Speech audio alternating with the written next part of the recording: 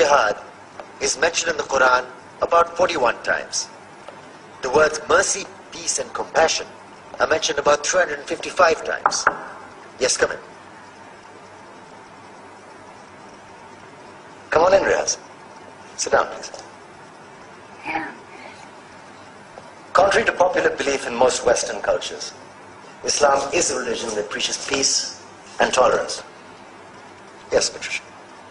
If Islam truly is a religion that preaches peace, then how come the world's most troubled spots, the West Bank, Afghanistan, Pakistan, Iraq, they're all plagued with Islamic terrorism? Well, that depends on your definition of terrorism. Some might argue that the U.S. invasions of countries like Iraq and Afghanistan are also acts of terrorism. No, those were acts of war to get rid of despotic regimes. Or a means of getting at a country's oil.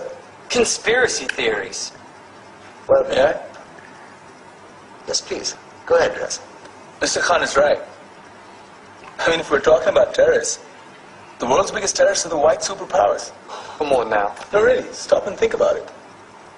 Explain 9/11. Okay. Do you know how many people died in the Twin Towers strike? Around 3,000. And do you have any idea how many people died in the bombing of Afghanistan? Take a wild guess. More than 15,000 people died. And that's just conservative figures. About 50,000 tons of explosives were dropped on innocent civilians. Men, women, children. Yeah, but that was because of the Taliban. Now that you brought it up, did you know that the Taliban was a creation of the CIA to fight the Russians? Whatever. They were still harboring terrorists. Yeah, right. Terrorists that were never found.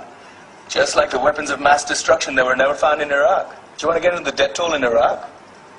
500,000 civilians and counting. And what do Britain and America say when they don't find these weapons? It's simple. They just say sorry. And still refuse to relinquish control of these countries. What are you trying to say? What I'm trying to say is that just because you're American, wear a fancy suit, and call yourself the president, doesn't make you any less of a terrorist. I'm saying that if you don't stop meddling in other people's countries, you will face a backlash. If Muslims like you feel that way, then why don't you get out of our country? We will. As soon as you promise to leave ours.